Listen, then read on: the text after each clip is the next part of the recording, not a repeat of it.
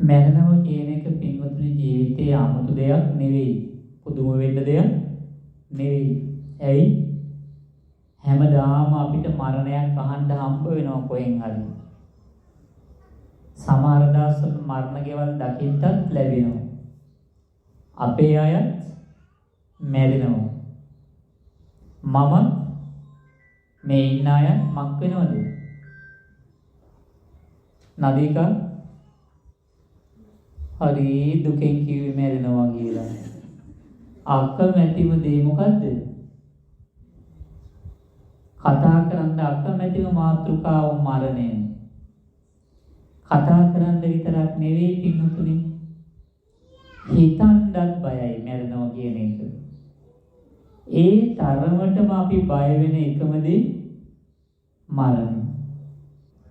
අපි කවුරුත් ජීවිතේ වැඩිම බය මරණයට. බුදුපසේ බුදු මහරහතන් වහන්සේලා මේ මරණයට බය නෑ පින්වතුනි. ඇයි? ඒගොල්ලෝ යථාර්ථය, ඒ උත්තම ආර්ය මුනිවරු මේ ලෝක ජීවිතයේ ඇත්ත යථාර්ථය ඉතාම හොඳින් අවබෝධ කළා. ඇත්ත යථාර්ථය අවබෝධ කරපු තැනදී අපේ ජීවිතේට දුකක් එන්න ඉඩක් නැහැ. ආනන්ද වැළපෙන්න ඉඩක් නැහැ. ඇයි? මගේ කෙනෙක් මිය ගියහම මං අඬන්නේ නැත්තේ ඇයි? මෙයා විතරක් නෙමෙයි මමත් මැරෙනවා. බුදුපසේ බුදු මහරහතන් වහන්සේලා පිරිනුවම් පෑවා. ඊට මෙහා අනාගාමි සකදාගාමි සෝවාන් උත්තමය පිරිනුවම් පෑවා. ඒගොල්ලන්ට කෙලෙස් තිබුණා. ඊළඟට බ්‍රහ්ම රාජවරු සක්‍ර දේවේන්ද්‍රයා ඇතුළු දෙවි බඹුන්ටත් ආයු කාලයක් තියෙනවා. ආයු ගෙවීමෙන් හරි පින ගෙවීමෙන් හරි දෙවියෝ බ්‍රහ්මයොත් මක් වෙනවද? දෙව්ලොවින් බඹලොවින් චුත වෙනවා. හැබැයි අපේ වගේ මృత ශරීරයක් ඉතුරු වෙන්නේ නැහැ. මහා සක්විති රජවරු හිටියා. අධිරාජ්‍යවරු හිටියා. රාජරාජ මහා මාත්‍යවරු හිටියා. මහා ධන කුවේරයෝ හිටියා තීතේ. ඒ සියල්ලෝම මරණයටපත් වුණා නම්, දුගේ දුප්පතත් මලා නම්, අද මගේ මහත්ය තාත්තා පීටර් සිරිවර්ධන මහත්මයාගේ අභාවයෙන් මට අඬන්න වැළපෙන්න දෙයක් නැහැ. මමද මේ ධර්මතාවයට යටත්ය කියලා සිහි කළාම සංවේගයක් මිස සංස්කාරයන් පිළිබඳව ඇතුළාන්ත දැවීම දුක ශෝකය අපේ හිත්වල පැන නගින්නේ නෑ පින්වතුනි. මේ ලෝකේ කියන්නේ සැපෙන් පිරුණු තැනක් නෙවෙයි. හැබැයි අපිට හිතෙන්නේ මේ ලෝකය හරි සැපයෙන් පිරීලා අපිට තමයි සැප නැත්තේ කියලා. හොඳයි අහලා බලන්න දෙව්ලොව ඉන්න සක්‍රයාගේ සැපසේ සුවසේ තෘප්තිමත්ව ඉන්නවද කියලා. ලොව සැපෙන් පිරලා නම් බොහෝ අය සැප විඳිනවා නම් ඒ සැප නැත්තේ මට විතර නම් ඒ සැප විඳින ඒ ලොකු රටවල ප්‍රධානීන්ගෙන් අහලා බලන්න. මහා ධනස්කන්ධයක් තියෙන සල්ලි භාගී වතු පිටි ගෙවල් දොරවල් යාන වාහන ව්‍යාපාර දූදරුවෝ නෝන මහත්තයා යාළු මිත්‍රයෝ සැපයි කියලා අල්ලගෙන ඉන්න තියෙන ඒ අයගෙන් අහලා බලන්න ඇත්තටම ඔයගොල්ලෝ තෘප්තිමත්ද කියලා. ඇත්තට සතුටෙන්ද ඉන්නේ කියලා. ප්‍රේතීන්ද ඉන්න කියලා අහලා බලන්න. ඇත්තටම බැලුවොත් පින්වතුනි සල්ලි කියන්නේ සතුට නෙවෙයි. සල්ලි තියන අයත් ගිනි ගොඩක ඉන්නේ. දැවි දැවි බයෙන් තැතිගෙන ඉන්නේ. සල්ලි නැති අයත් ඉන්නේ දුකෙන්. ඒ නිසායි බුදුහාමුදුරුවෝ අදාළේ දුක්ඛේ ලෝකෝ පතිට්ඨිතෝ. මේ ලෝකේ පිහිටලා තියෙන්නේ කුමක් මතද? දුක මත කියලා. අපි සැප හොයාගෙන යන්නේ හරියට කොයි වගේද? මිරිඟුව පිටිපස්සේ දුවන මුවා වගේ වතුර කියලා හිතාගෙන මිරිඟුව පිටිපස්සේ මුවා දුවනවා. මිරිඟුවක් පිටිපස්සේ දුවන මුවෙකුට කවදාක්වත් මහත්යෝ වතුර හම්බ වෙයිද? මේ ලෝකේ පිහිටලා තියෙන දුක මත. ඔයගොල්ලන් දැන් මෙතන ඉන්න වයස්ක අය. මේ අම්මට දැන් අවුරුදු 65ක් විතර නේද? 60යිද? 61යි. මොනේ ඇඹුල් වෙලා ගියා. 4ක් වැඩි කරලා ගිහුවා ඉන්න. 61 65යි කිව්වට පස්සේ අවුල් වුණා මොන. දුකේ කිව්ව නෑ 61යි කියලා. අවුරුදු 61 චූටි කාලේ අත්තරින් වැඩි තේරුමක් නෑනේ. අවුරුදු 10ක් මයින් කරමුකෝ. 50ක් ගමුකෝ. අවුරුදු 50ක් තිස්සේ හේව්වේ නෝන මහත්මිය මොනවද? සැප හේව්වේ. සතුට, ප්‍රීතිය, සොම්නස, සහනය, සැනසෙල්ල, තෘප්තිය ජීවිතේ හේව්වේ. හැඩ පැනපු අයත් ඉන්නවා මොනවල් වලින් එහෙම දන්නේ නැහැ හැබැයි. හැඩ පැනලා ඇති. 70 අයත් ඇති. ජයපුරි මහත්තයාට දැන් ඉතින් 80ක් විතර ඇති.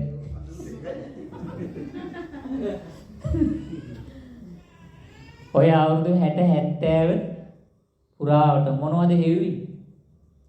සතුට, සොම්නස, සැපේ, තෘප්තිය හේව්වේ. තෘප්තිමත් වෙන්න. හැබැයි තාම නොලැබුණේ මොකද්ද? හොයන සැප හම්බුන්නේ නැහැ. තාම ඉසුරු ජීවිතයේ තෘප්තිය ලැබුණේ නැහැ. තාම හිත ඇතුලේ කැරකෙනවා අරක මේක ඕනේ කියලා. හොයාගෙන ගියා සමහර ඒවා ලැබුණා. ලැබිච්ච ගමන්ම ඒකෙන් තෘප්තිමත් වෙන්න බැරි වුණා. ඒක නෙමෙයි බං මේක තමයි වටින්නේ. ඒක ගණන් කිව්වා. කවුද කිව්වේ? සිතයි කිව්වේ. ඊට පස්සේ ඒක හොයාගෙන ගියා. අවුරුදු ගාණක් පෙරම් පුරලා ලැබිච්ච දේ දැන් තෘප්තිය නෑ. පැය ගානකින් හිත කියනවා මීට වඩා අරක ගත්තා නම් හොඳයි කියලා. අවුරුදු ගාණක් තිස්සේ පෙරම් පුරලා ගත්ත එකේ සැපේ දැන් දැනෙන්නේ නෑ. හිත වද දෙනවා. ඒක නෙමෙයි බං ඔයිට වඩා අරක වටිනවා මේක වටිනවා කියලා. දැන් ඒක ගන්නයි උත්සාහ කරන්නේ. දැන් කලින් තිබිච්ච ප්‍රාර්ථනාව ඒ අවශ්‍ය පරිදි හරි අඩුවෙන් හරි ලැබුණා. ඒ වෙනුවෙන් හිතපු එක දැන් ඉවරයි. වෙහෙසිච්ච එක ඉවරයි. දැන් අලුත් එකකට හිත පැනලා. දැන් ඒක ගන්න සම්පූර්ණ කරගන්නේ කොහොමද කියලා හිත හිතා තමයි ඉන්නේ. ධර්මයේ තියෙනවා බුදුහාමුදුරුවොත් වදාරනවා. මහා රජ කෙනෙක් හිටියලු මහා මන්දාතු රජුරුව කියලා. මහා මන්දාතු රජුරුව මහා පුණ්‍යවන්ත රජෙක්. ධර්මයේ සඳහන් වෙන විදිහට එයා දකුණු අත උස්සලා අදිෂ්ඨාන කළාම රන් කහවණු වහිනවලු. රන් කහවණු වහිනවලු. රන් කහවණු වස්සන්ද හැකියාව පින තිබුණ මහා මන්දාතු රජුරුත් මැරෙනකොට මලේ තෘප්තියෙන්ද අතෘප්තියෙන්ද? අතෘප්තියෙන් ඇතිවීමක් නැහැ. ජීවිතේ පවත්වන්න දේවල් තියෙන්න ඕනේ. ගෙයක් ඉඩමක් ගෙදරක් තියෙන්න ඕනේ. මූලික අවශ්‍යතාවය. ජීවිතයක් පවත්වන්න මූලික අවශ්‍යතාවය ආහාර. ඒවා අවශ්‍යයි. දිවි පවත්වන්නට ඇඳුම් පැළඳුම් අවශ්‍යයි.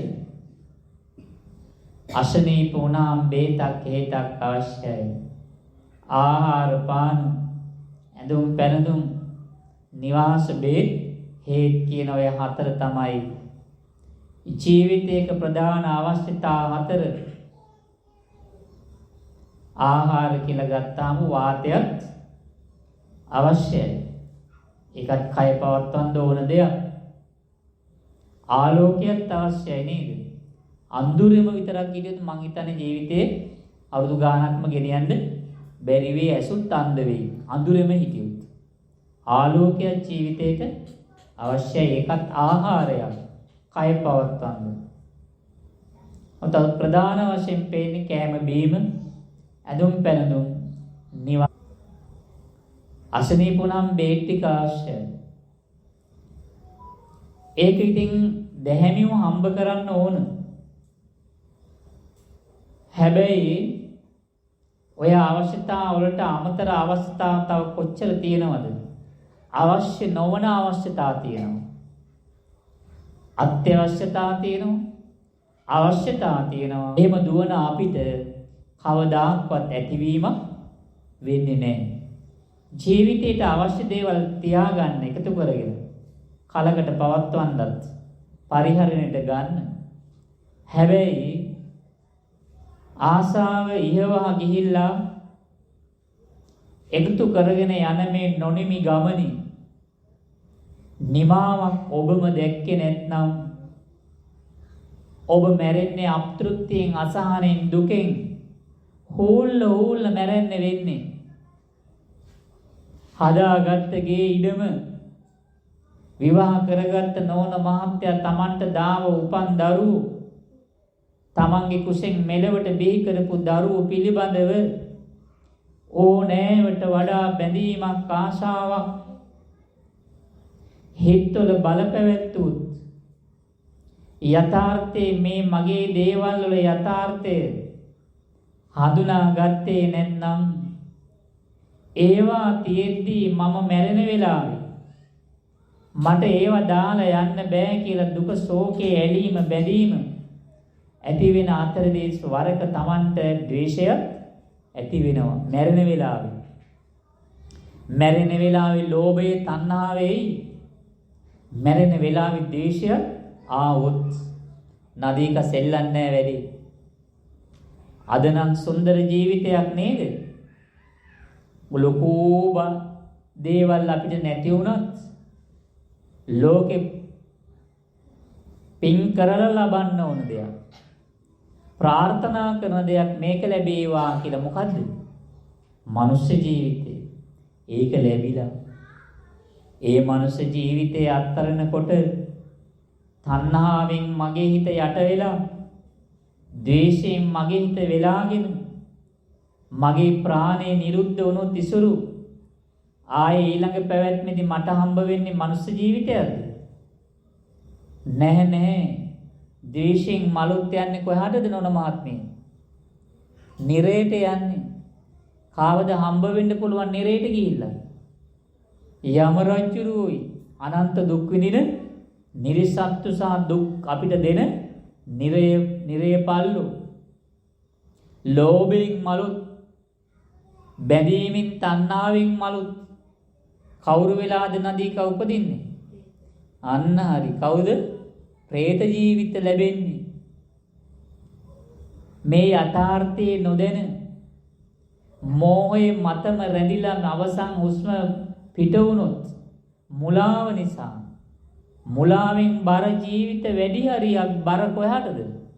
අපේ මහත්යෝ තිරිසන් ජීවිතයකට. යථාර්ථය නොදැන ජීවිතයේ යථාර්ථය, මේ ගේ යථාර්ථයේ ඉසුරු තට්ටු දෙකයි නේද? බිම් මහලත් එක්ක උඩ මහල තියෙනවා. පුළුවන්කම තිබ්බනම් උඩ මහලෙන් නවත්තන්නේ නැහැ ඉසුරු. ගොඩක් සල්ලි තිබ්බනම් මක් කරනවද? ගානක් තුන්වෙනි තට්ටුවත්. හැබැයි පැල්පත වේවා, මහා මන්දිරේ වේවා, 7යි ගානක 8කට වගේ කිට්ටු වෙන නේද විසුරු? කද රික්ත මාපකේ නේද? භූචලනයක් වුණොත් ඒ මහා මන්දිර බිම නොවන මහත්මිය ඒ මහා මන්දිර මක් වෙනවද? බිමට සමතලා වෙනවා. පැල්පත් සමතලා වෙන එක අහන්න දෙයක් නැහැ. මහා මන්දිර බිමට සමතලා වෙනවා. ලොකු ප්‍රාර්ථනා තියාගෙන සැලසුම් හිතේ තියාගෙන හදපු ගෙවල් ඒවට යට වෙලා නිවස් හිමියෝ පවා මරණයට පත් වෙනවා. ඒක වෙන්න කියනව නෙවෙයි. එහෙම වෙන්න පුළුවන් පැවැත්මක් තියෙන්නේ මේ ජීවිතවල. මේ ගෙවල් වල දැනගෙන පරිහරණය කළොත් ජීවිතේ මරණාසන්න වෙනකොට ගෙවල් දොරවල් යාන වාහන තමන්ගේ අයත ලෙඩ දුක් කරදර විපත් මරණ වෙනකොට ඉසුරු කලබල වෙන්නේ නැහැ. දුක් වෙන්නේ අඩන්නේ වැළපෙන්නේ ඇයි අපේ එහෙම උනේ කියලා සිතවිල්ලක්වත් එන්නේ නැහැ. කාටද එන්නේ නැත්තේ? බුදුහාමුදුරන්ට රහතන් වහන්සේට පසේ බුදුහාමුදුරන්ට. ඊට මෙහා ආයෙත් එන්න පුළුවන්. අනාගාමී ආයත ප්‍රබල ලෙස එන්නේ නැහැ. ඇයි ඇලීමයි ගැටීමයි දුරු කරලා තියෙන්නේ.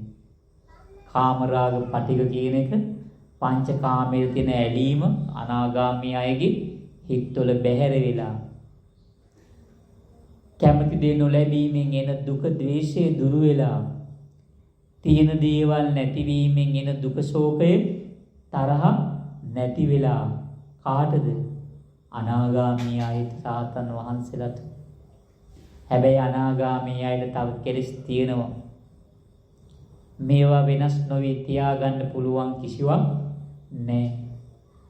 බාහිර ලෝකේ මගේ අම්මා තාත්තා වෙනස් වෙන එක, මගේ දරුවා නෝනා මහත්තයා වෙනස් වෙන එක මට ඉස්සර නවත්තන්න පුළුවන්ද? බැහැ. වයසට යන එක නැවැත්තිය හැකිද? ලෙඩ වෙන එක නැවැත්තිය හැකිද? බැහැනේ. ඉසුරු කොණ්ඩේ යන එක නැවැත්තිය හැකිද? කැමතිද කොණ්ඩේ යනවද? නෑ. අකමැති. නමුත් කරන්න දෙයක් ගෙවල් වෙනස් වෙන එක විතරක් නෙවෙයි. නෑදෑයෝ මැරිලා යන එක, බඩු මුට්ටු කුඩු වෙලා යන එක, දිරන එක නෙවෙයි. ඔයගොල්ලන්ට පුළුවන් ද මගේ කියලා හිතාගෙන ඉන්න? හිත වෙනස් වෙන එක නවත්තන්න බෑ. මගේ කියාගෙන හිතන් ඉන්න මේ හිතවත් වෙනස් වෙන එක නවත්තන්න බෑනේ. මට මගේ හිත වෙනස්. මම වරක හිතනවා. මගේ හිතට මං අකුසල් සිතුවිලි එන්න දෙන්නේ නැහැ. පව් සිතුවිලි එන්න දෙන්නේ නැහැ. මම මේ වැඩේ දිගටම කරනවා. මගේ හිතෙන් ගන්න අදිෂ්ඨාන සිතුවිලි අනේ බලන්නකෝ ඒ හිතවත් නිත්‍ය නෑනේ. ඒ මගේ අදහසට වෙනස්ව විපරීතව පාපී සිතුවිලි එනවනේ. අකුසල් සිතුවිලි එනවනේ. මටවත් මගේ හිත වෙනස් වෙන එක නවත්ත ගන්න බැරි වුණා. බැරි වෙද්දිත් අපි අහනවා සමහරුන්ගේ මහත්යෝ, ඔයා දැන් ඉස්සර වගේ නෙවෙයිනේ හරි වෙනස් නේ කියලා. අහන්න ඕනේ ප්‍රශ්නයක්ද? එයාගේ හිත වෙනස් වෙන එක මගේ හිතත් වෙනස් වෙනවා නම් එයාගේ හිත විතරක් වෙනස් නොවි තියෙයිද? මේ ලෝකයේ අපිට හැමදාම පෘථජන හිතකින් එක විදිහේ ආදරයක් බලාපොරොත්තු වෙන්න බෑ. අපේ අවිද්‍යාව මත පිහිටලා මං අහනවා, ඔයා මට ආදරේද? ඔව්. මං ඔයාව දාලා යන්නේ නෑ කියලා කියනවා එයා. හැබැයි ටික කාලයකට පස්සේ මහත්යෝ මක් වෙනද අවුරුද්දක් විතර ගියාට පස්සේ දාලා යනවනේ. හැබැයි එයා දාලා ගියේ එක නෙවෙයි ප්‍රශ්නේ. අරයාගේ වචනේ මං විශ්වාස කරපු එකයි ප්‍රශ්නේ. මට දුක ආවේ. මම දැනගත්තා නම් මම මෝඩ ප්‍රශ්නයක් ඇහුවේ මෙයාගෙන්. ඔයා මට ආදරේද? වෙනස් වෙන්නේ නැද්ද? මාව දාලා යන්නේ නැහැ කියන එක මෝඩ ප්‍රශ්නයක්. ඇයි? එයාගේ හිත වෙනස් වුණොත් එයාගේ ආදරේ වෙනස් වෙනවා. එයාගේ හිත වෙනස් වුණොත් එයා මාව දාලා යනවා. මට එහෙම කොච්චර වෙලා තියෙනවද කියලා. Tamanට Tamanගේ හිතවලින් අත්දැකීම් තියෙනකොට Taman කවදාකවත් අනුන්ගේ හිතක් මත පිළිදලා ජීවත් වෙන්නේ නැහැ. හැබැයි අපි ඒ විදිහට අවිශ්වාස කරනවත් නෙවෙයි. මෙයා වෙනස් වුණොත් කරන්න දෙයක් නැහැ. හැබැයි මම ජීවිතේ කඩාකප්පල් කරගන්නේ නැහැ. මං ජීවිතේ හොඳින් අරගෙන යනවා. මොනම හේතුවක් නිසාවත් පින්වතුනි තාම ඔය මට්ටමේ තියෙන හිත විශ්වාස කරන්න එපා. ඔය හිත තරම් ඔබට මට දුක් දීපු කඳුළු ශෝකයේ සුසුම හිමි කරලා දුන්න වෙන කවුරුවත් ලෝකේ නැහැ. මාව ඇඬෙව්වේ බාහිර අය නෙවෙයි. මාව ඇඬෙව්වේ මට කඳුළු දුන්නේ මගේ සිතමයි. මා තුළ ඇතුළාන්ත ශෝකය, දැවීම, විලාප කියන එක මට ඇති කලේ බාහිර අය නෙවෙයි. අවබෝධ නොකළ මේ නොයෙක් මිච්ච රවට්ටන හිතමයි මට දුක ශෝකේ කඳුල හිමි කරලා දුන්නේ. බාහිර අය නෙවෙයි. බාහිර මට ඊර්ෂ්‍යා කරපු අය අඩුයි. බාහිර මට ද්‍රෝහි කරපු අය අඩුයි. බාහිර මට විපත් කරපු අය අඩුයි. බාහිර මොනම සතුරෙක් මට හිටියත් ඒ සතුරට බෑ ඉසුරු මාව නිරේට දාන්න. ඒ සතුරට බෑ මාව പ്രേත ලෝකයට යවන්න. බාහිර හතුරට බෑ මාව තිරිසනෙක් කරන්න. දුගතියට යවන්න බෑ. බාහිර ඉන්න කොච්චර මට ආදරේ කළත් හිතයිශී වුණත් ඉසුරුව දෙව්ලොව යවන්න බෑ ඉසුරුගේ අම්මට. මේ දුවව දෙව්ලොව යවන්න බෑ මේ මෑණියන්ට. බඹලෝ යවන්නත් බෑ මේ මෑණියන්ට දරුවෝ ටික. දරුවෝ තුන්දෙනා අම්මට කොච්චර ආදරේ කළත් දරුවෝ තුන්දෙනාට බෑ අම්මව සුගතියට යවන්න. සතුරෙකුට අපිව දුගතියට යවන්නත් බෑ. හිතවෙතෙකුට ඥාති මිත්‍රයෙකුට මාව සුගතියකට යවන්නත් බෑ. හැබැයි අපි දුගති ගියා. අපි නිරේ හිටියා. අපි තිරිසන් අපායේ හිටියා. අපි ප්‍රේතයෝ වුණා. ඒ විතරක් නෙවෙයි අපි දිව්‍ය ලෝකෙත් මහත්යෝ හිටියා. අපි බඹලොවත් ධානය උපදවාගෙන ගියා.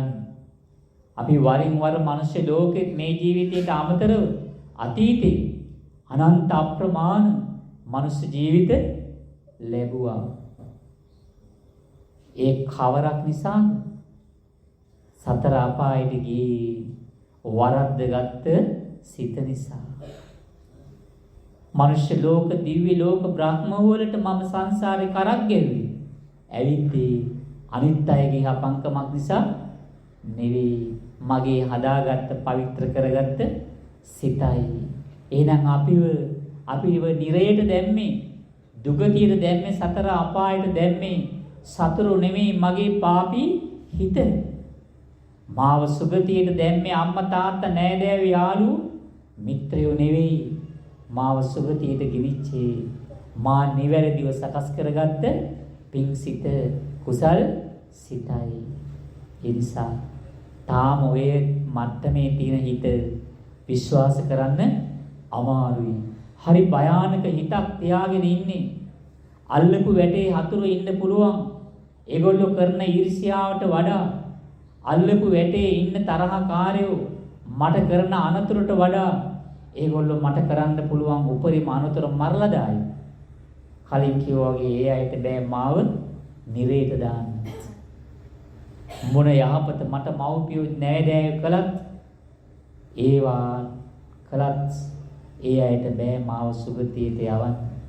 හැබැයි මම මේ ඉන්න මට්ටමින් මේ ලෝකේ යථාර්ථය, ජීවිතේ යථාර්ථය, මගේ දරුවගේ ජීවිතයේ ඇත්ත කතාව, මම විවාහ වෙලා ඉන්න නෝනගේ මහත්තයාගේ, මගේ අම්මා තාත්තගේ සහෝදරයගේ සහෝදරියගේ, මගේ ගෙවල් දොරවල් ඉඩකඩම් වල, මගේ වස්තුව සම්පත් වල ඇත්ත යථාර්ථයේ ජීවිතේ නුවණින් මම දැක්කේ නැති වුණොත් ඒ වාට යම් මම අකමැති විපර්යාස වෙනස් වීම කැඩීම් බිදීම් මිය සිද්ධ වෙනකොට මට කඳුළු වගුරුව අඬ ශෝක කර කර ඇතුළාන්ත දැවිල්ලකින් තමයි ඉන්න සිද්ධ වෙන්නේ. ඒක මොනතරම් හානියක්ද? තාම තියෙන ශෝක කරන්න අඬන්න වෙන හිතක් තියාගෙන අම්මේ ඉන්නේ නේද? අඬලා ඉවරද ජීවිතේ? අඬන්න හේතු නැද්ද? නදී කඩන්න හේතු නැද්ද? අපේ මහත්යෝ අඬන්න හේතු නැද්ද ඔබට? තියෙන වෙයි. මගේ අම්මා තව ඉන්නව වෙන්න පුළුවන්. තාත්තා ඉන්නව වෙන්න පුළුවන්. මම මවුට පියාට ඇලිලා නම් ඒ මව්පියෝ මට දුක ශෝකේ එනවා.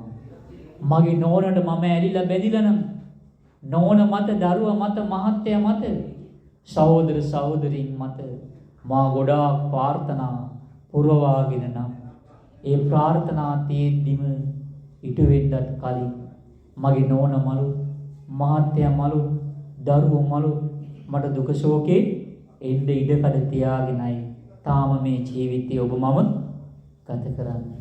අඬන්න කඳුළු තියාගෙනයි. කඳුළු පේන්නේ නැතුව මේ වෙලාවේ ඉන්නේ.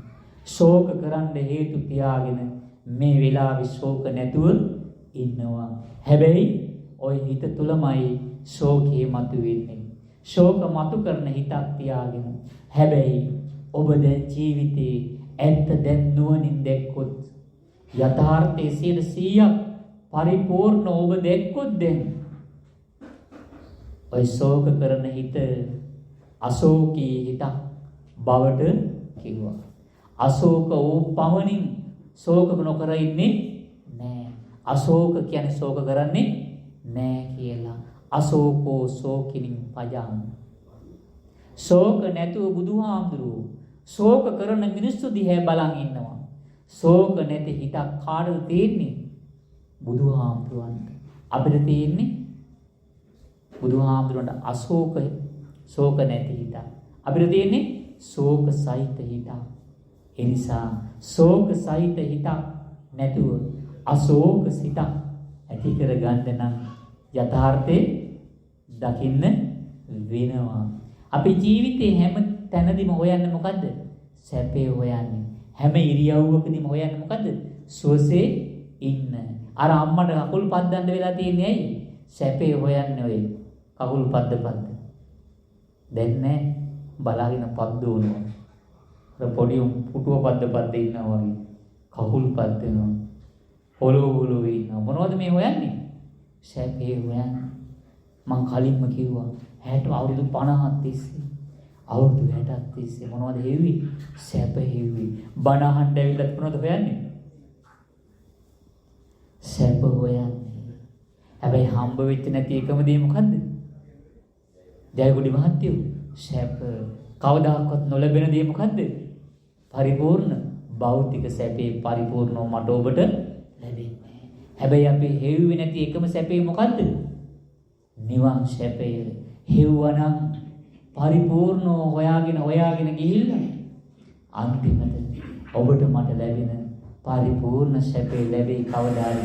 හරියට හෙව්වොත්, නිවැරදි හෙව්වොත්, නුවණින් හෙව්වොත්, විදර්ශනා ප්‍රඥාව මතු කරගෙන හෙව්වොත් අන්න එදාට මට ලැබෙයි පරිපූර්ණ සතුට. මොකද්ද? නිබ්බාන පරමං සුඛං. පරම සුවය, පරම ශාන්තිය, උතුම් සැනසීම කොහොමද? නිවන. හිතන්න එපා ඔයගොල්ලෝ දරුවෝ හරහා හොයන සැප ලැබිලා ඉවර වෙයි කියලා. නෝනගෙන් ලබන්න ඕන සැපේ පරිපූර්ණව ලැබෙයි. මහත්යගෙන් ප්‍රාර්ථනා කරන සැපේ සුවය පරිපූර්ණව ලැබෙයි. දරුවාගෙන් පරිපූර්ණ සැපය, සහෝදර සහෝදරියගෙන් ධනෙන් තනතුරෙන් පරිපූර්ණ සැපේ ලැබෙයි කියලා නිකන්වත් හිතන්න එපා. ලැබෙන්නේ නෑ. ඒකය රන් වැහි වස්සන්න පුළුවන් මහා මන්දාතු රජුරුව තෘප්තියක් නැතුව මරණයට පත්වනේ. තෘප්තිය නැති තැනක තෘප්තිය හොයනවා. සැපේ නැති තැනක සැපය හොයනවා. අපි සැප හොයන්නේ දුක ආස්සේ. මැණික් නැති තැනක මැණික් කෙවුවට මහත්යෝ කවදාවත් මැණික් හම්බෙන්නේ නැහැ. මේ පොළොවේ මැණික් කැරුවට මං හිතන්නේ ඉසුරුට මැණික් හම්බ වෙන්නේ නැහැ. ඉසුරුට මැණික් කොහොමනම් මැණික් හොයන්නේ ලබන්න ඕනේ කොහෙද? ඔය රත්නපුරේ කාවත්තේ ඔක්කම් පිටියේ පැත්තේ මැණික් තියෙන භූමියක තමයි පතල් කපලා දෝනා ගිහිල්ලා ඉල්ලම් මතු කරගෙන ඒවා හොදලා අරගෙන තමයි මැණික්ලා සමහරු මහා කට්ට කාලා වෙහිසිලා මැණික් තියෙන භූමිය වලත් මැණික් හම්බ වෙන්නේ නෑ පාළුවේ වියදම විතරයි. අපිත් නිවන් හොයන් යනවා හැබැයි හරියට වැඩේ කරන්නේ නෑ. සුදුසු තැන හිත පිහිටවන්නේ දුක දුක වශයෙන් දකින්නේ ප්‍රාර්ථනා කරනවා නිවන ලැබේවා කියලා. කවදාවත් ඒ නිවන ලැබෙන්නේ නෑ. අපි හොයන්න ඕන දේ නෙවෙයි හොයන්නේ දුක තුලයි සැප හොයන්නේ. දුක තුල සැප හිව්වට කවදාවත් සැප ලැබෙන්නේ නෑ. ගොම්බෙට්ටක් තුල ඉන්න කුරුමිනියට කවදාවත් ගොම්බෙට්ට තුලින් සැප හම්බ වෙන්නේ නෑ. හැබැයි කුරුමිනියට තියෙන ලොකුම සැපේ මොකද්ද? ගොම්බෙට්ටම තමයි. එයා සැප හොයන්නේ ඒක ඇතුළෙම තමයි. කුරුමිනියව ගොම්බෙට්ටෙන් අරගෙන අපි ඔබ ඉන්නේ ජරා ගොඩක කියලා අපි හොඳ ඇඳක ඇතිරිලි දාලා කොට්ටයක් උඩ තිබුණොත් එම කුරුමිනියක් කෑ ගහලා කියයි මොන ජහජරා ගොඩකද මාව මේ ගෙනත් තිබ්බේ මගේ දිව්‍ය ලෝකෙන් මාව ගිහිල්ලා තියපන්. කුරුමිනියට දිව්‍ය ලෝකෙ මොකද්ද? සැපේ මොකද්ද? ඒ ගොම්බෙට්ටයි. අපිට ගොම්බෙට්ට අසුචි. අපි මේ ලබාගෙන විදින සැපේ රහතන් වහන්සේට පේන්නේ අසුචි වගේ. රහතන් වහන්සේට පින්වතුනි අපි මේ විදින සැපේ පංචකාමී පේන්නේ කොයි වගේද? අසුචි වගේ. මහත්තු දඩයක් අහනකොට සැපද දුකද? කුෂ්ඨයක් අහනකොට සැපද දුකද? කහනකොට සැපයි. කහලා ඉවරුණාම දුකයි නේද? ඒ දඩේ තීර්තන කුෂ්ඨ තීර්තන කැසුවාම ඒ කුෂ්ඨ දඩේ අලුත් වෙනවා. පැහැරෙනවා. ඊට පස්සේ ඒකෙන් ඉස්ම එනවා. ලේන්නත් පුළුවන්. හැබැයි කහන වෙලාවේ හරි සැපයි. කහලා ඉවරුණාම ජයකොඩි මහත්තයා හරි වේදනයි. අර ගින්දර ලං කළාම හරි සැපයි. කුෂ්ඨ තියෙන තැනට ඉසුළු ගින්දරක් ලං කළාම සැපයි. දැන් මේ ඇයිද කුෂ්ඨයක් නැහැ. දැන් කුෂ්ඨ ඔබලගේ ඇඟට ගින්දර ලං කළොත් සැපයිද? නෑ දුකයි පීඩාවයි. අපිත් මේ පංචකාමයේ විඳිනවා කියන්නේ කුෂ්ඨයක් අහනවා වගේ වැඩ. විඳින වෙලාවේ සැපයි වුණාට පස්සේ දුකයි. කුෂ්ඨ ස්වභාවයත් ඒකම තමයි. කුෂ්ඨ කහ ඉන්න හොඳ දේවල් හොයනවා නේද? අලුත් අයිටම්ස් එකතු කරනවා සැපදායක දේවල් රැස් කරනවා කුෂ්ඨ හොඳට කහන්න. කුෂ්ඨ තමයි පංචකාමී. කයට හොඳ පහසක් දෙන්න නේද? හොඳම දම්රෝ ඇදම් දම්රෝ මෙට්ටයක් හොඳ ඇතිරිල්ලක් සුමුදු මොලොක් සිනිදු කයට හොඳ පහසක් දෙන්න ඕනේ. ප්‍රශ්නේ වෙලාවට AC එකක් මේ මොකද කරන්නේ? කුෂ්ඨ කහනවා.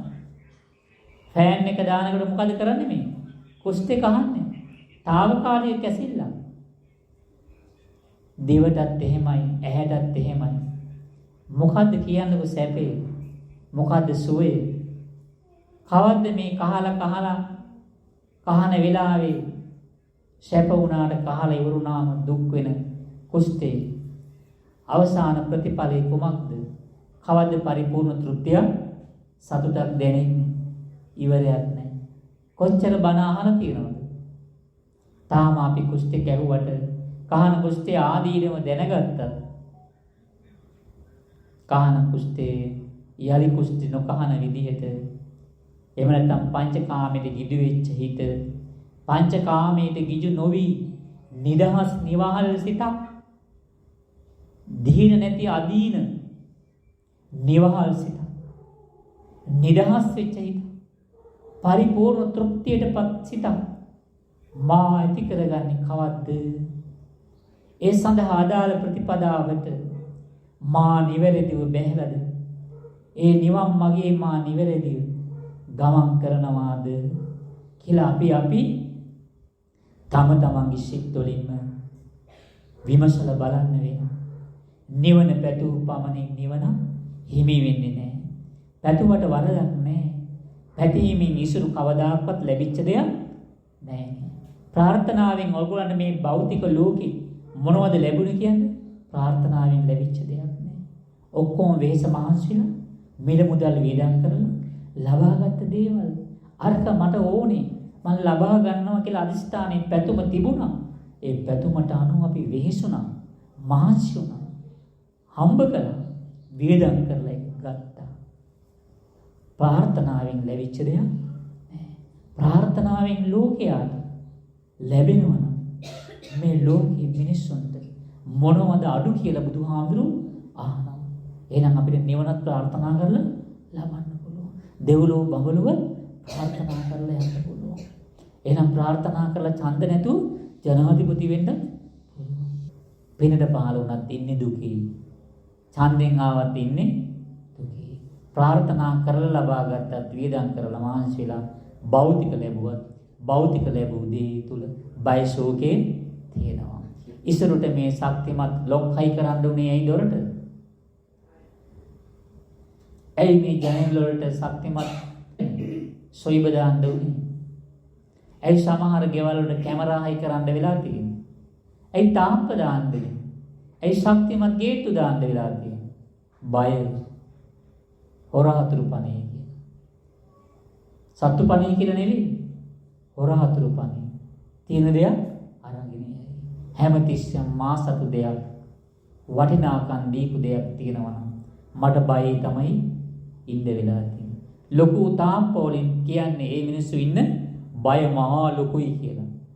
ලොකු ගේට්ටු, ඉබ්බු දාපු ගේට්ටු තියෙනවා නම් ඒක කියන්නේ ඒගොල්ලෝ බයෙන් ඉන්නේ. හපා කන මහා ලොකු බල්ලෝ ඉන්නවා කියලා කියන්නේ මොකද්ද?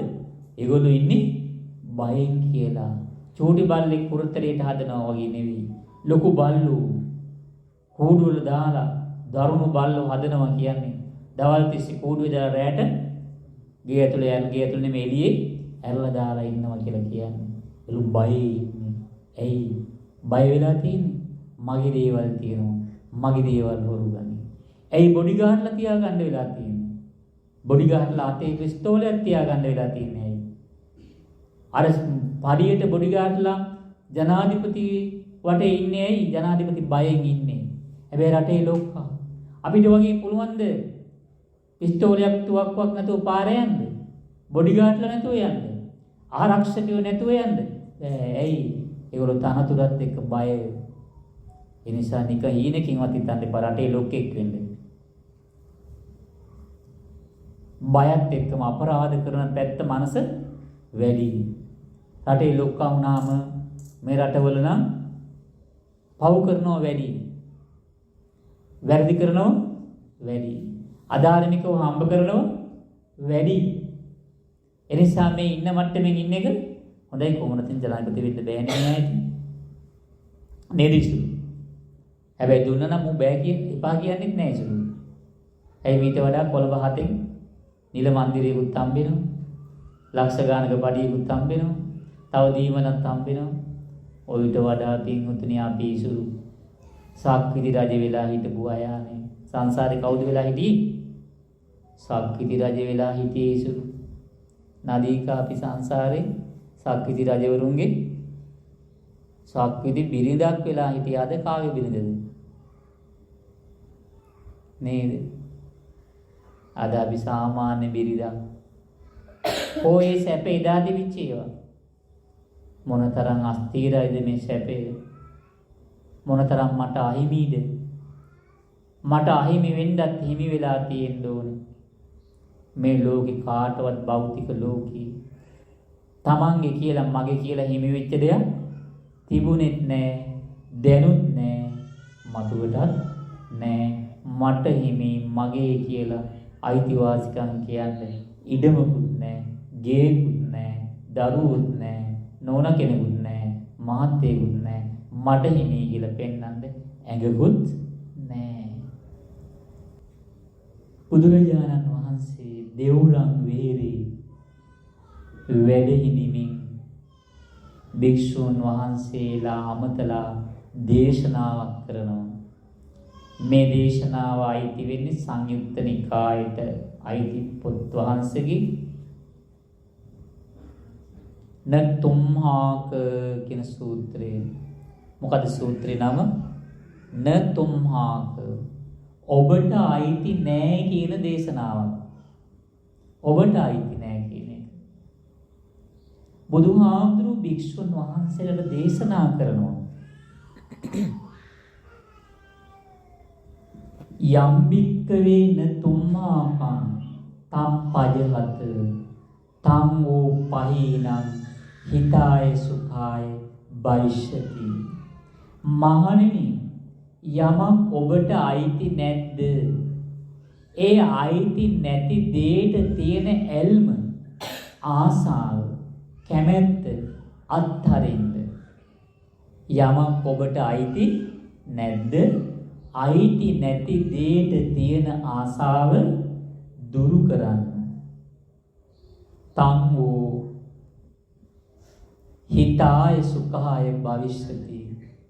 ඔබට අයිති නැති දේවල් වලට ඔබ ආසාව අත්හැරියොත් මහණෙනි, ඒක ඔබට යහපත පිණිස, සුවේ පිණිස, ශාන්තිය සැනසීම පිණිස හේතු වෙනවා කියලා බුදුහාමුදුරු වදාළා. නදීකා, ඔබට අයිති දේවල් තියෙනවද? තියෙන මොනවද? නේ? අර මාව එක්කන් ආවේ ඔබේ මහත්තයා. ඔබට අයිති නැද්ද? ඒ මහත්තයාට ඔබ අයිති නැද්ද? මේ කවුද? මගේ අම්මනේ. ඔබට අයිති නැද්ද? අර මලයා ඉන්නවා ගෙදර ඉස්සු. අයියා ඉන්නවා රංජන් රට රාමනායක නෙවෙයි. රංජන් රට ඉන්නවා. ඔබට අයිති නැද්ද? අපි මේ ලෝකෙ මගේ කියන, මට අයිති කියන දේවල් ගොඩක් තියෙනවනේ.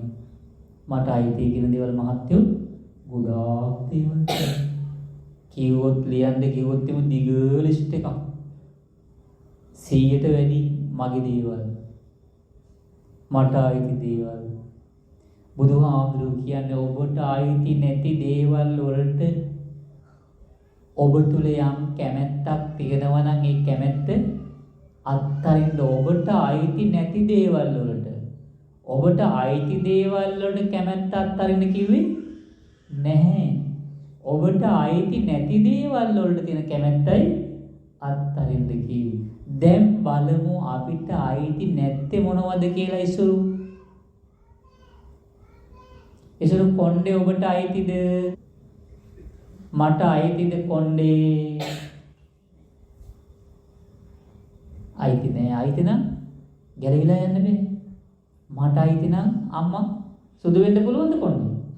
ඔලිවි කෙස් ඔක්කොම සුදු වෙලා සතුටුයිද? hina වෙන්න ගියාම දතක් පේන්නවත් නෑ, අහල පහලකවත්. මගේ නම් දත් වැටෙන්න බෑ. මගේ නම් කොණ්ඩේ දෙන්න බෑ. වැටෙන්න බෑ. ඇස් මගේද?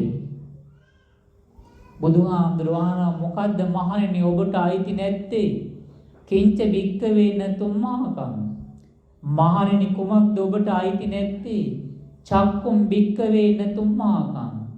මහණෙනි මේ ඇහැ ඔබට අයිති නෑ. නමුත් ඇහැ අපට අයිති කියලා නේද අපි හිතන් ඉන්නේ. ඇහැ මගේ කියලා හිතන් ඉන්නේ. ඒ බුදුහාමුදුරුවෝ කියන්නේ මොකද්ද? ඇහැ ඔබට අයිති නෑ. මට අයිති නම් ඇහි පෙනීම දුර්වල වෙන්න බෑ. මට අයිති නම් කාච දාන්න වෙන්න බෑ. කන්නඩි දාන්න මට ඕනකමක් නෑ මගේ නම්. හැබැයි කාච දාන්න වෙලානේ. කන්නඩි දාන්න වෙලානේ. කොණ්ඩේ සුදු කරන්න වෙලානේ. කෘත්‍රිම දත් ඇඳ දෙකක් උඩට යටට දාන්න වෙලානේ. ඇයි වැටිලා වෙනස් වෙලා? මගේ නම් වෙනස් නොවි තියෙන්න ඕනේ. මට අයිති නැති නිසා ඇස් නොපෙනී යන්නේ. ඇස් අන්ධ වෙන්නේ. සායත්තටම යථාර්ථ වශයෙන් බැලුවොත් මේ මහ ඇහැ මට අයිති නෑ. රූපා නතුම්මාකම් මේ මගේ ඇහැට පේන රූපවත් මට අයිති.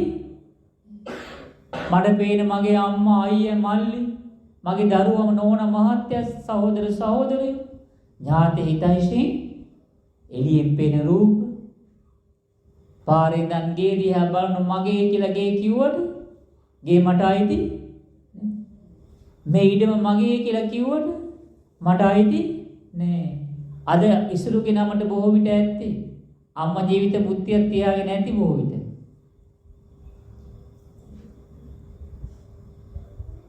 හැබැයි ඔයගොල්ලෝ අද මගේ කියුවට ඔයගොල්ලන්ට මීට අවුරුදු 60 70කට 100කට එහා 200කට එහා 10 15 දෙනෙක් මේක මගේ කිව්වා.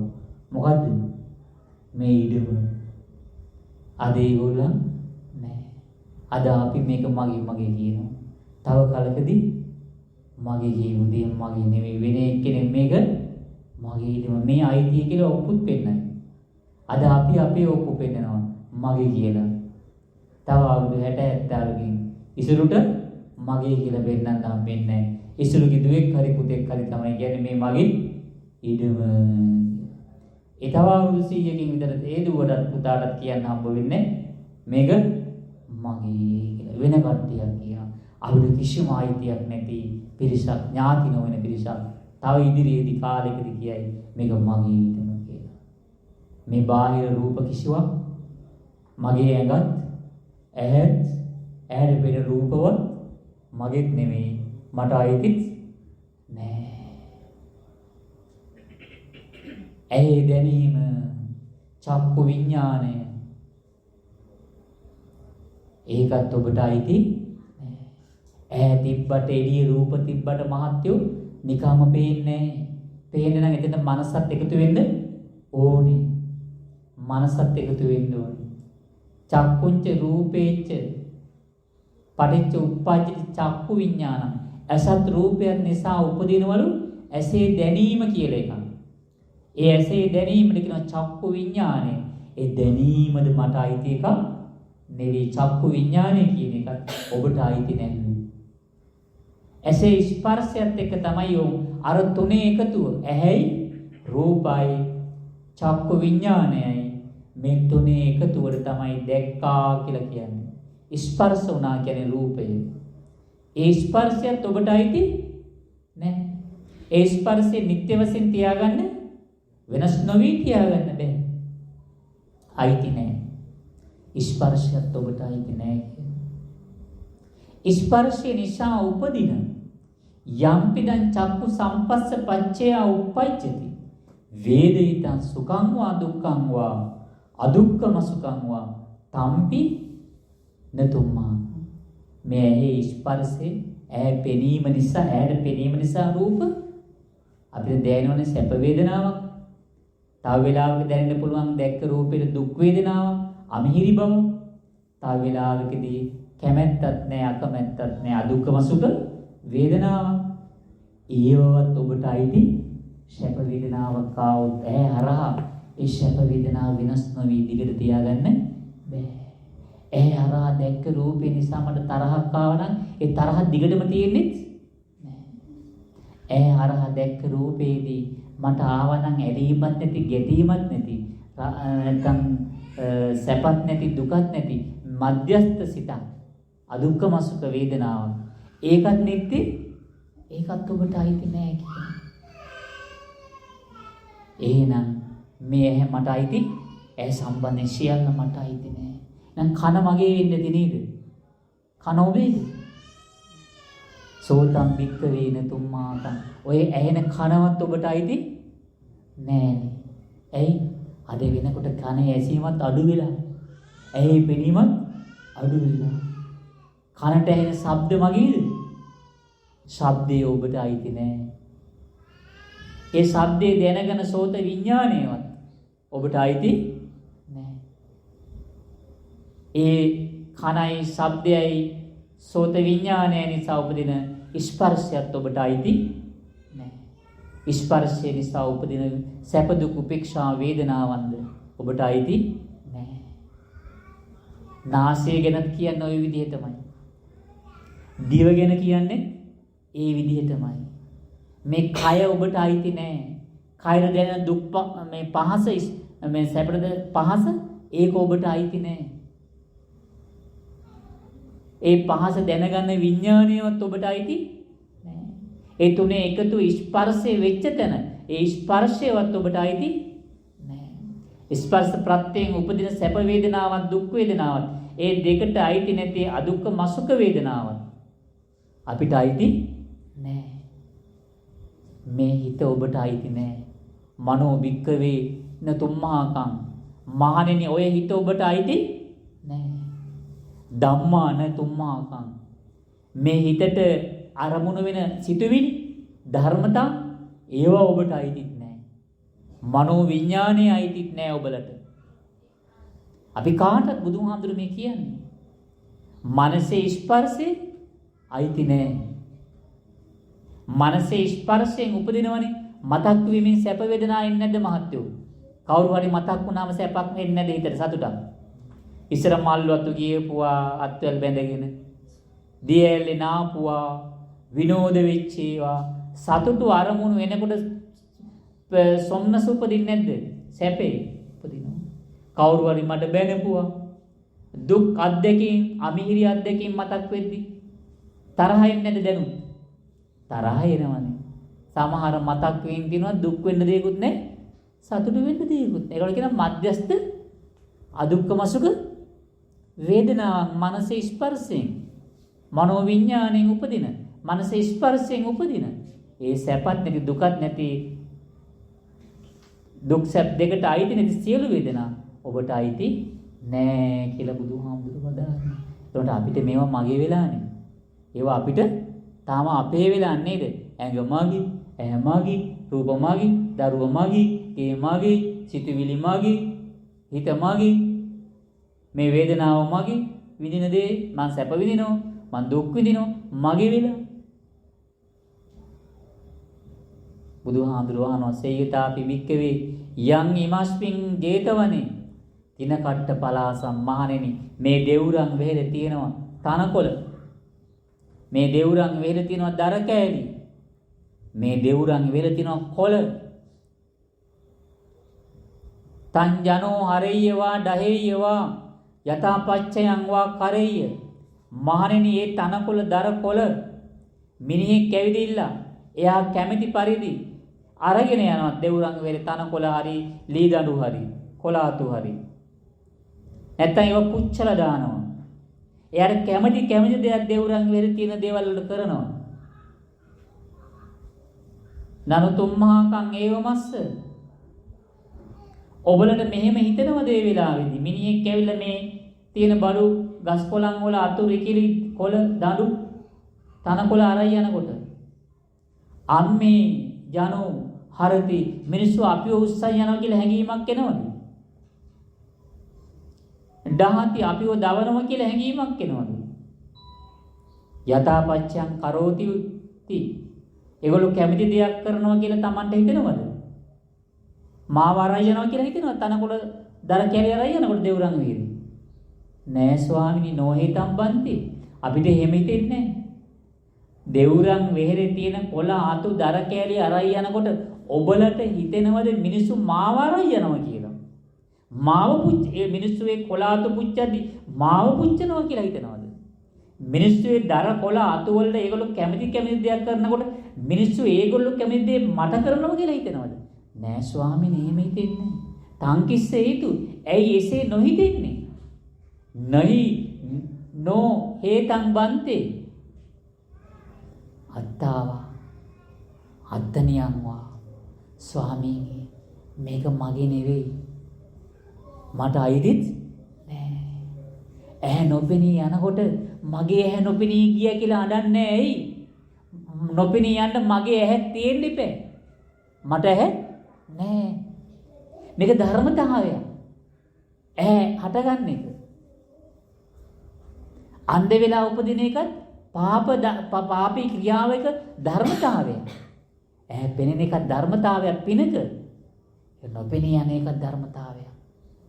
ඒ පේන ඇහැට රූපේ පේන මට්ටමේ ඇහැට බාහිර රූප පේන එක. ඒ රූප දැනගන්න එක. ස්පර්ශය ස්පර්ශයෙන් උපදින වේදනා ධර්මතාව. මගේ නෙවෙයි. කන නාසය දිව කය මනස ඔක්කොම මගේ නෙවෙයි. ගෝචර වෙන බාහිර අරමුණුත් මගේ නෙවෙයි. ඒවා අඳුනගන්න හිතත් මගේ නෙවෙයි. ස්පර්ශපත්යෙන් උපදින සැප දුක් උපේක්ෂා වේදනත් මට අයිති නෑ. ඒකට මේ ඔක්කොම මගේ වෙලා නැදීක මක් වෙලාද? සියල්ල මගේ වෙලා නේද? ඒ නිසායි මේ දුක සෝකේ විඳින්න වෙලා තියෙන්නේ. හැබැයි අපි වැරදි සංඥාවක ඉන්නේ. මගේ නොවෙච්ච දෙයක් මගේ කරගෙන. දැන් මේ බුද්ධ වචනයට අනුව දැන් මොනවද මගේ කියලා ගන්න පුළුවන්? මට කියන්න. මොනවද කියලා ඇත්තටම මගේ කියලා ගන්න පුළුවන් දේවල් තියෙන්නේ මොනවද? කෝකද? එකක්වත් නෑ. දැන් බලයි යනකොට එකක්වත් මගේ කියලා ගන්න නෑ. එහෙනම් මට අයිති දෙයක් ලෝකේ බුදුහාමුදුරුවෝ ඔබට යමක් අයිති නැත්නම් අයිති නැති දෙයට තියෙන ඇල්ම දුරු කරන්න. හැබැයි අපි මට අයිති නැති දේවල් වලටයි අපි මේ බැඳිලා ඉන්නේ. මගේ දේවල් වලට නෙවෙයි බැඳිලා ඉන්නේ. මගේ දේවල් නම් බැඳිලා හිටියට කමක් නැහැ. බලන් ගියාම දැන් ඔක්කොම මගේ නෙවෙයි. මගේ දේවල් වලට තියෙන බැඳීම අනුන්ගේ දේවල් නේ. අනුන්ටයි දේවල් නේ. ලෝකයේ ධර්මතාවයටයි දේවල් වලට මම බැඳිලා ඉන්නේ. එහෙනම් වැරද්ද කාගේද? මේ දුක ශෝකේ ඉන්නේ මගේ මෝඩකමට, අවිද්‍යාවට. එනිසා ඇත්ත යථාර්ථය දැක්කාම ජයකොඩි මහත්තයා දුක ශෝකේ ඉන්නේ. මහත්යවත් මට අයිති නෑ. නෝනවත් මට අයිති නෑ. රත්තරන්වත් මට අයිති. මට අයිති නම් හොරු ගන්න බෑනේ. මට අයිති නැති තමයි හොරු ඇවිල්ලා ගෙවල් බින්දලා කඩලා අරයි යන්නේ. ශක්තිමත් ඉදී අතුරු දැම්මත් හොරු කඩලා අරයි යන්නේ. මට අයිති නැති දේවල් වල තියෙන දැලීම අත්තර ගත්තොත් මට දුක ශෝකේ ඉන්නේ නෑ. දුක ශෝකේ කඳුලේ නැති සුන්දර ජීවිතයක් දහම් අවබෝධි ඔබට මේ ජීවිතේම ලබන්නට පින භාග්‍ය වාසනාව ලැබේවා කියලා සාදු කියලා ප්‍රාර්ථනා කරනවා.